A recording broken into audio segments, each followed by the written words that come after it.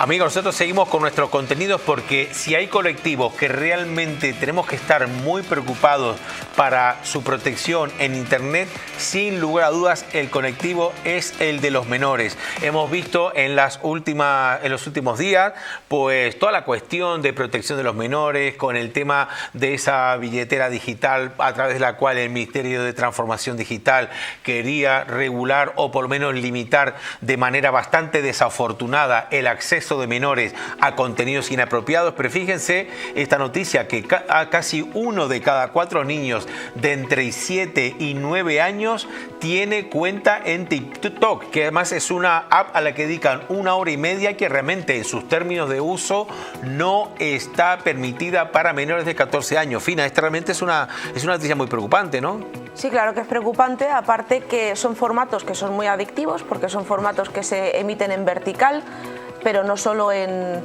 TikTok, sino también en otras redes sociales. Entonces los menores pues son víctimas muy fáciles también para tanto el acoso, el ciberacoso, el ciberbullying, como para pederastas y pedófilos. Entonces...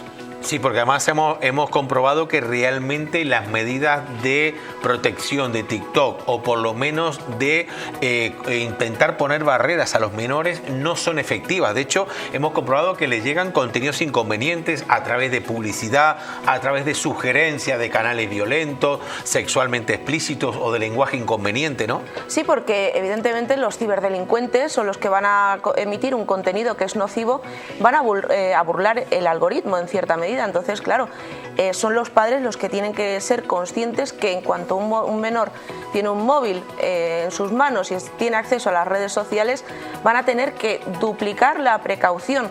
Y es que eso ya es muy necesario, tal y como estamos viviendo estos días de hoy, que cada vez hay más peligro, cada vez el menor es más vulnerable y es prácticamente muy difícil de controlar.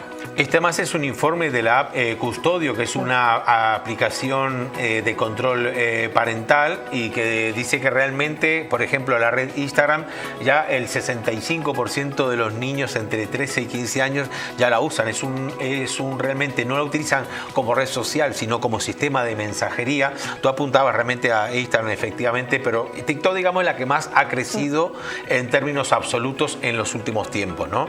Pero ciertamente Instagram también. Y lo cierto es que además para menores de 14 años estas aplicaciones no están permitidas porque realmente hay una serie de personas que a través de esos perfiles falsos se esconden aparentando ser menores de edad, y el gran problema que tienen es que no solamente pueden ser los menores estafados con fines o utilizados con fines sexuales, sino también con estafas, la típica estafa de aplícate o instálate este parche en el ordenador para obtener vidas ilimitadas, o este juego modificado para tener también más vidas o más monedas o más gemas, en fin, sí. Que todas esas, lamentablemente, esos vectores que se utilizan se aprovechen de la inocencia de los menores para aprovecharse de ellos y de esa falta de experiencia para detectar. A veces hasta los mayores nos cuesta muchísimo detectar, ¿no?, cuando estamos siendo engañados, cuanto más los menores, ¿no?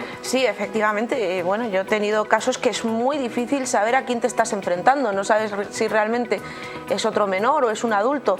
Pero lo que está claro es que toda esta adicción a las redes sociales, aparte del peligro que conlleva con los temas que hemos comentado, también ocasiona problemas de salud mental a menores. Exacto. Por esa adicción, por esa falta de sueño, esa falta de atención, no se aplican en los estudios como se tienen que aplicar también.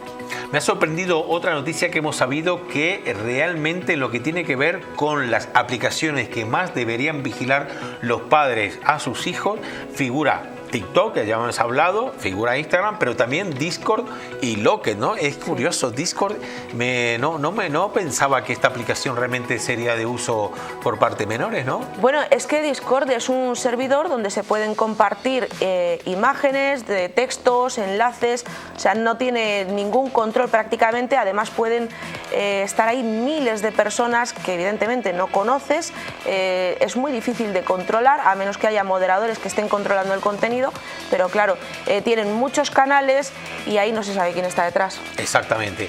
Para seguir hablando, queridos amigos, de esta importantísima cuestión que realmente nosotros sí que intentamos aplicar esas directivas, sobre todo concienciar a los padres y a los educadores respecto a toda esta cuestión del control parental y cómo poder limitar esos tiempos de uso de las pantallas por parte de los menores. Y para hablar de este importantísimo tema tenemos conectada a Yolanda Corral, periodista y experta en ciberseguridad. Yolanda, bienvenida, ¿cómo estás?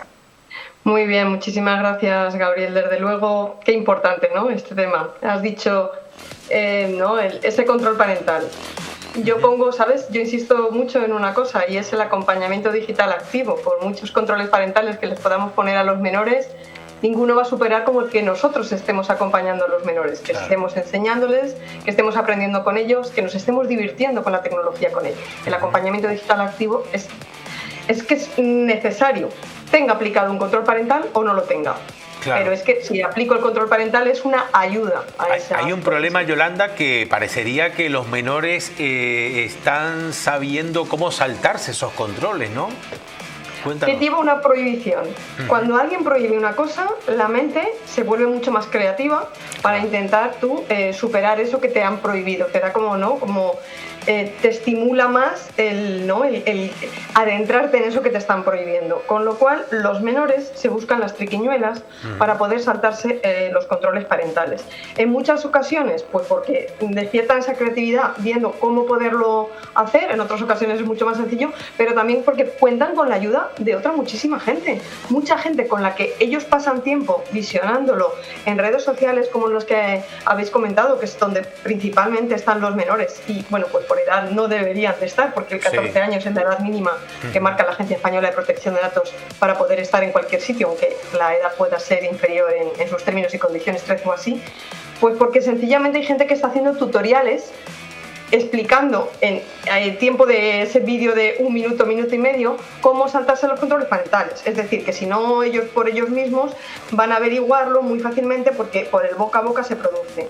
Y hay muchos problemas. Se utilizan esas aplicaciones bóveda que se llaman, ¿no? Que aparentan que es una calculadora, un reloj, claro, pero realmente esconden ahí contenidos inapropiados. Claro, las aplicaciones bóvedas, como todo, no están creadas para el mal o no están creadas para saltarse los controles parentales, sino que una aplicación bóveda es algo que podemos instalar en nuestros dispositivos para tener como una parte, digamos, oculta, ¿vale?, en la que puedas tener archivos, en las que puedas tener documentación. Incluso hay algunas que puedan permitir también el tener incluido un navegador, con lo cual todo esto escapa, claro, a que tú no veas esos archivos o ese historial de búsqueda o no veas cosas que se han podido instalar dentro de eso, ¿no?, que está de esa carpeta que está cifrada y que aparentemente en muchas ocasiones simula el uso de una calculadora, y tú ves el icono de una calculadora cuando todos los dispositivos de serie ya traen una calculadora. Y vamos, incluso los administrativos necesitan 2 calculadoras, porque encima en el móvil no se te rompe como un aparato, ¿no?, analógico. Bueno, pues simulan, ¿por qué? Porque tú metes una contraseña para poder acceder a ese, ¿no?, a ese cofre, a esa carpeta que tienes archivada. Entonces, el hecho de que sea una calculadora, bueno, pues aparentemente da mucho el pego el que tú vayas a utilizar, ¿no?, esos caracteres, esos números para poder abrir esa carpeta y poder navegar. Claro. Pero no es la única forma, Gabriel, en la que los chavales están saltando los controles parentales. ¿Qué otras formas, por ejemplo, Yolanda? La básica. Sí. Que en muchos dispositivos no hay control parental que valga. Bueno, eso es verdad también. Quiero decir, ese es el básico. Tú, si no hay control parental que valga, ¿qué pasa? Que ahí no te tienes que saltar nada. Bien porque sea el propio dispositivo del menor o porque sea el dispositivo de sus familiares, padres, madres, hermanos, tíos. Por eso yo siempre recomiendo a las familias que, aparte de ese acompañamiento digital activo, presten atención a que esos controles parentales que están para poder ayudarles a hacer esta labor de acompañamiento se tengan en cuenta en los propios dispositivos de ellos. Se creen sesiones aparte, porque no tienen por qué estar revisando las notificaciones, las cosas que llegan o las aplicaciones que tienes instaladas, tu historial, ¿no?, la recreación del algoritmo de unas personas adultas que van a estar en manos de un menor sin ninguna supervisión, y que ahí también hay que tener en cuenta. ¿Por qué? Porque cuando nosotros les damos nuestro propio dispositivo a los menores, porque carecen de un dispositivo en familia compartido o el suyo propio, ahí son mucho más pequeños. Sí. Y ni siquiera se nos plantea el ponerles un control parental. ¿Y qué sucede? Que esos menores que están navegando a ratitos en un dispositivo que yo les voy prestando, el mío, pues, o lo que sea, ¿no? Que le vas dejando, cuando llega el momento en el que le das su propio dispositivo, ahí es cuando a lo mejor recurres a ponerle un control parental y todos esos filtros, supervisiones, restricciones, de las cuales no ha tenido antes, siendo mucho más pequeña la persona. Claro.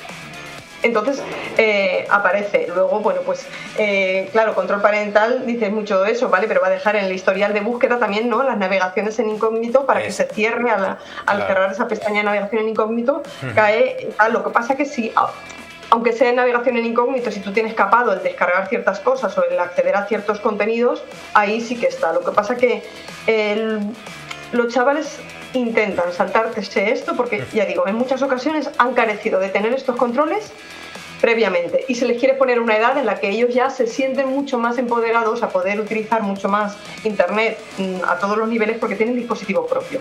Con lo cual, supervisión, acompañamiento digital activo, hacer uso de estas herramientas pero bien configuradas y no por tenerlas instaladas yo me olvido porque eso ya hace la función. No, yo tengo que estar ahí, tengo que estar acompañando, tengo que estar hablando, tengo que estar, ¿no?, inculcando esos valores que debe de acompañar al menor para cuando se mueva por internet que lo haga de una forma lo más sana, porque están expuestos a muchísimo contenido inadecuado. Sí, se han disparado los casos de grooming y demás. Y con respecto a esta cuestión que comentabas tú antes, Yolanda, cuando los progenitores prestan ese teléfono a los menores, yo tengo un caso en el cual el padre está comprometido jurídicamente, judicialmente, porque el niño había puesto alguna cosilla. Sí. Y claro, cuando se investiga se sabe que esa tarjeta sí, ese número corresponde al señor. Así que es el señor el que está respondiendo ante la justicia. Así que mucho cuidado con esta cuestión también, ¿no?